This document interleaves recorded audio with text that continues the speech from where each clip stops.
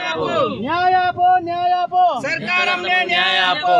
भाजपा तेरी तानाशाही नहीं चलेगी, नहीं चलेगी, भाजपा तेरी तानाशाही नहीं चलेगी, नहीं चलेगी, भाजपा तेरी तानाशाही नहीं चलेगी, नहीं चलेगी।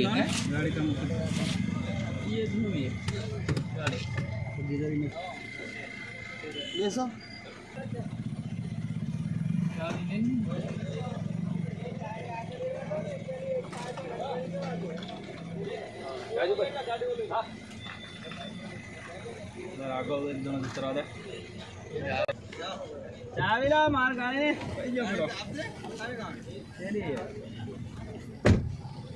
એટલે દુકાન વાળા મેં પકડ્યો પેલા અહીં કોઈ મૂકવા આપણને ગાડી લઈ લેવાની બરા પાસે જતા રહ્યા કરા।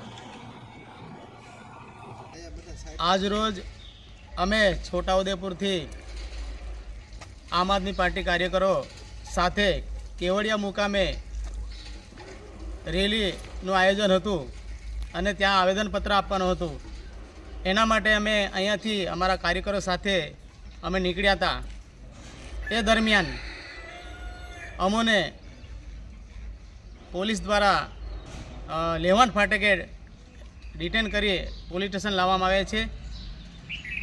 અમે શાંતિપૂર્ણ આંદોલન કરીને જે લોકોને અન્યાય થયો એને ન્યાય અપાવવા માટે અમે આમ આદમી પાર્ટી કાર્યકરો સાથે કેવડિયા મુકામે સમર્થનમાં જઈ રહ્યા હતા।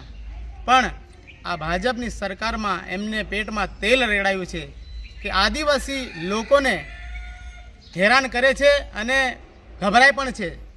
આજે વિચાર કરો, આ કેવડિયા ખાતે અમારા આદિવાસી સમાજના લોકો, અમારી સંપ્રદાયના લોકો ત્યાં સ્ટેચ્યુ ઓફ યુનિટી ખાતે આજુબાજુ તેમની પોતાની માલિકી જમીનમાં પોતાના ઘરો ઝૂંપડા બનાવી અને જીવન ગુજારતા હતા અને પોતાની રોજીરોટી મેળવી રહ્યા હતા।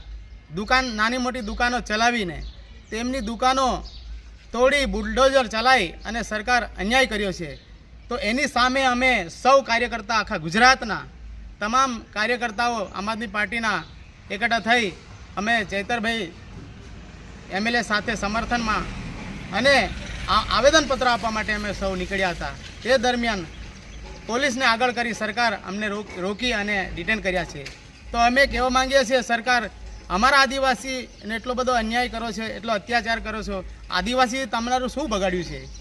આખા ગુજરાતની અંદર તમે અમારા આદિવાસી નાના વર્ગના માણસોને હેરાન કરો છો। તમે અમારા આદિવાસી લોકોને તમે ઝૂંપડા બનાવી આપો, મકાન આપી દો, એમની જમીન પાછી આપી દો। અમે શાંતિપૂર્ણ આંદોલન બંધ કરી દઈશું।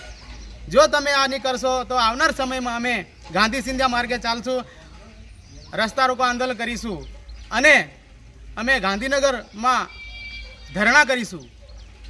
આજ રોજ તમે ભલે રોકવામાં આવ્યો, પણ આવનાર સમયમાં અમારી આખા ગામને ગામ આદિવાસી લોકો ખાલી થઈ અને રોડ પર આવીશું। એટલા માટે તમને ચીમકી આપીએ છીએ કે અમારા આદિવાસીનો અધિકાર પાછો આપી દો, એ જ અમારી માંગ છે।